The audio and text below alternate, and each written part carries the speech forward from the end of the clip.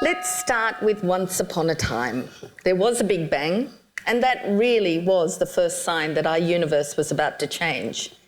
If we'd been around, we would have looked up to the skies and seen nature at work, because nature really was and is the best maker of signs and has trained us to look, see and read signs.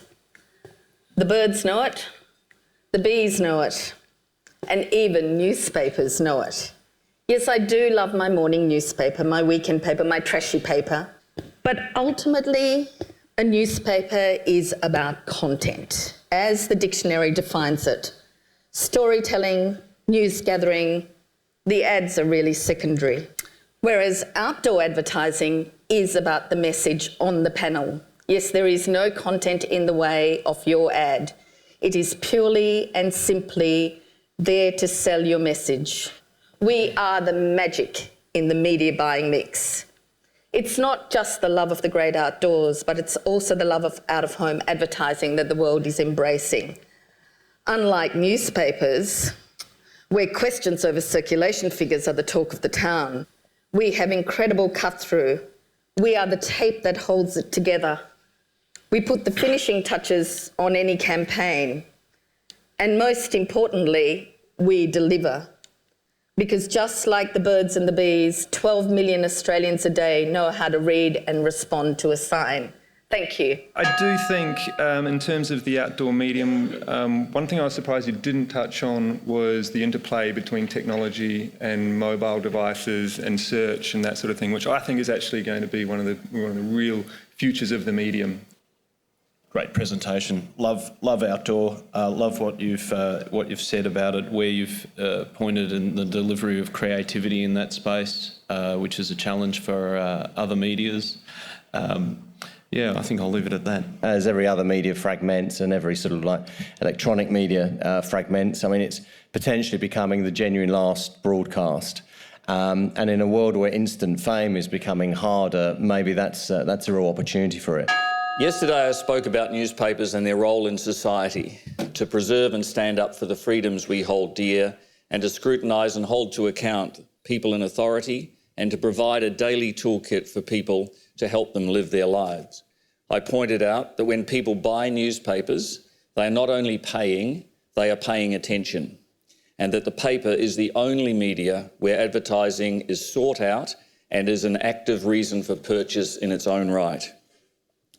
And newspapers still command the biggest engaged audiences in Australia. I'll come back to the word engaged. 7 million people read a Sunday newspaper in the weekend alone. And I described yesterday as newspapers as society in conversation with itself.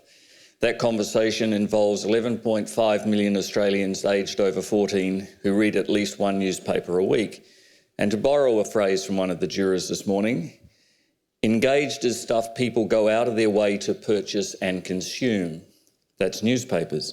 But rather than talk about mass reach and audience, because I know that outdoor can and does claim that everybody who can see is consuming their message, let's make it personal. Imagine yourself and a newspaper, and Charmaine touched on this. Make it a Sunday newspaper. I want you all to picture yourself reading that Sunday newspaper. Where are you? Are you still in bed?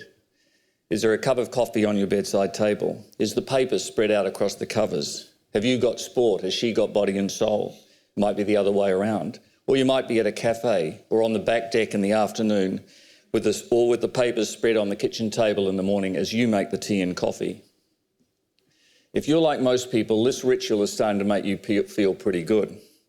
This ritual is part of the start of a good day.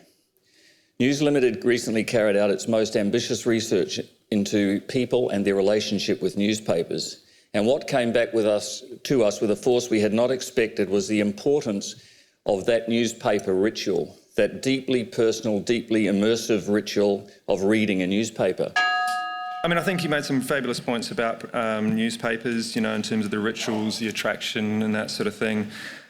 I absolutely want to believe that. I want to believe what he's saying there.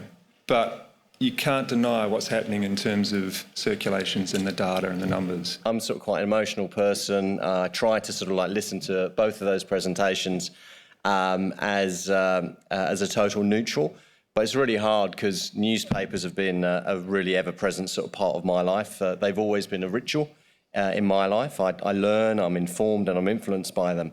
And I think you made the point very, very well. Not only that, but in the years I've been in the industry, Rupert Murdoch has shaped the industry which I've worked in, and there's still and will always be a role for newsprint. The declining readership rates are the biggest problem for the newspaper medium. So I would have liked to have heard a little bit more about the future of your media brand and how you're going to reinvigorate through mobile devices and tablets and the like, so that when Rob's developing his 3D ads, we'll see them through your news brands. Who do you reckon it is? Newspapers.